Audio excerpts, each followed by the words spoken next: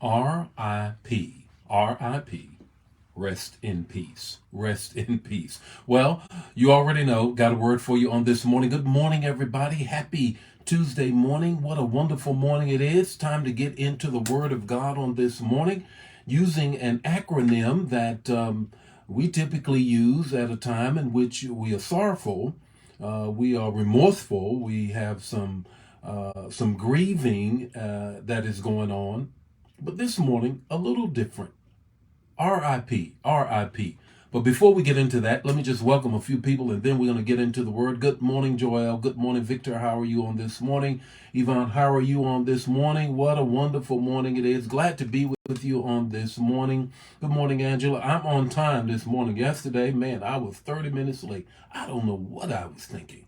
Got off track. Woke up late, then went into my workout and all of that just threw me all off. But this morning we're flowing this morning. Good morning, Anna. How are you on this morning?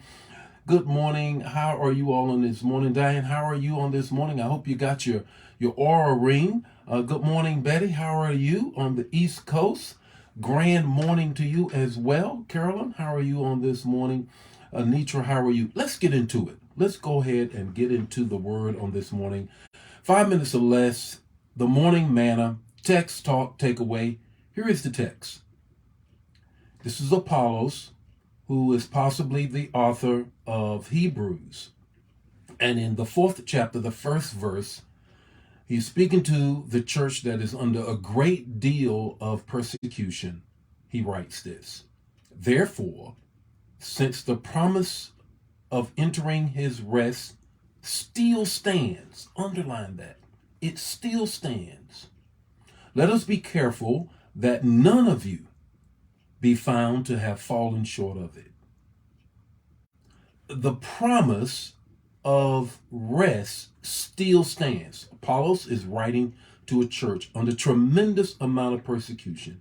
And he's saying the promises that God made of rest for the children of Israel who squandered it in the wilderness, it still stands.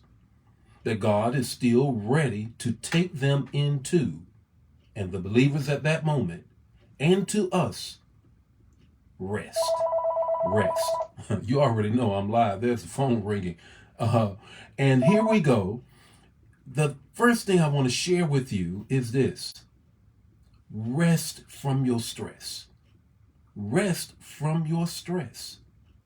That's what he's trying to say to them. Look, you all are going through some stuff. Verse 10 of the 4th chapter, let me read it. I want you to hear this. For anyone who enters God's rest also rests from his own works, just as God rested from his.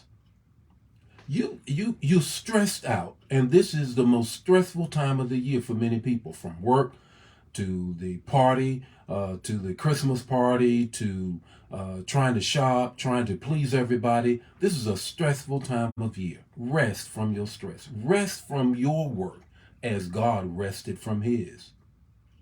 The second thing I want you to grab is this: rest from your worry. Put it in the chat area so others can get it. Rest from your worry. Here is the 11th verse. I want you to hear it. Let us, therefore, make every effort to enter the rest so that no one will fall by following their example of disobedience. He was referring to the children of Israel who disobeyed, therefore never entered the rest of God, never entered the rest of God, because they were always worrying about what God was going to do or not going to do. They were in constant worry, wringing their hands about their wilderness experience, though God never failed, giving them shoes that never had holes, clothes that never had wore out. God took care of them. Even in the wilderness, they were blessed. But they were worrying about things. Apollos says in Hebrews 4:11, pull back from that. Rest from yesterday. Rest from yesterday. It's the third thing I want to grab for you to grab. Rest from yesterday. One of the most consternation problems that we have is always thinking about yesterday. Woulda, coulda, should have been buried a long time ago. You can't do a thing about yesterday. I don't care how much you think about it, how much it goes through your mind, how much you reflect on it. Yesterday is dead and gone. Let it rest in peace. So you can rest in peace. Here's your takeaway this morning. Your takeaway is this. Write it down. The level of your rest is determined by the measure of your faith in God. The level of your rest is determined by the measure of your faith in God and his word. That's why he says, last verse, verse 12. For the word of God is living and active, sharper than any double-edged sword. It penetrates even the dividing soul and spirit, joints and marrow. It judges the thoughts and the attitudes of the heart. The measure of your faith will determine the level of your rest. Rest in peace today. Rest in peace. The Lord be with you today. His face shine upon you, give you peace. Share this, man. If it bless you, bless somebody else. God bless you. I'll see you tomorrow morning with more Morning Manna.